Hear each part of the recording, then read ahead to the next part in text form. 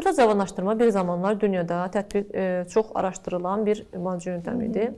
Və araşdırmaların sonucu nəticəsi bu qərara gəlindi ki, yaşı keçmiş xəstələrdə ya da yumurtasında problem olan xəstələrdə yumurta cavanlaşdırma folikul sayını artıra bilər. Amma sağlam uşaq dünyaya gətirmədə heç bir köməklik göstərmir.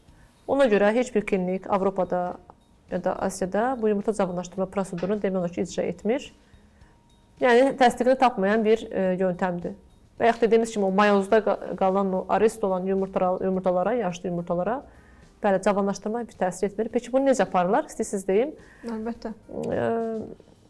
Özəlliklə qan və yaxud dediyimiz kimi, genəldə xəstənin öz qanından alınır, öz qanı alınır və bəzi, mən də onu tam demək istəmirəm, filan şey götürülür. Yox, öz qanı, belə düşünün, özünüzdən qan götürülür və o qan müəyyən prosedurlardan keçdikdən sonra sizin yumurtalığınıza özəl iğnələr vasitəsilə yeridilir.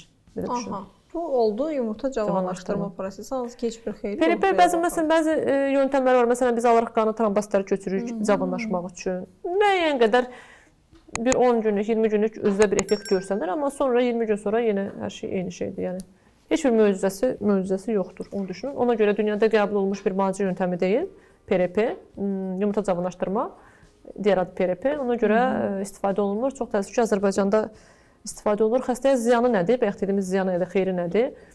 Sağlıq açısından hər hansı bir zərəri yoxdur. Sadəcə bu bəzi maddi zərər, mənəvi zərər və bir də ki, bu bayaq dediyimiz terapiyadan fərqli olaraq burada anesteziya minimal ehtiyac ola bilər. Özəlliklə yumurtalıqlara injeksiyon üçün ehtiyac ola bilər.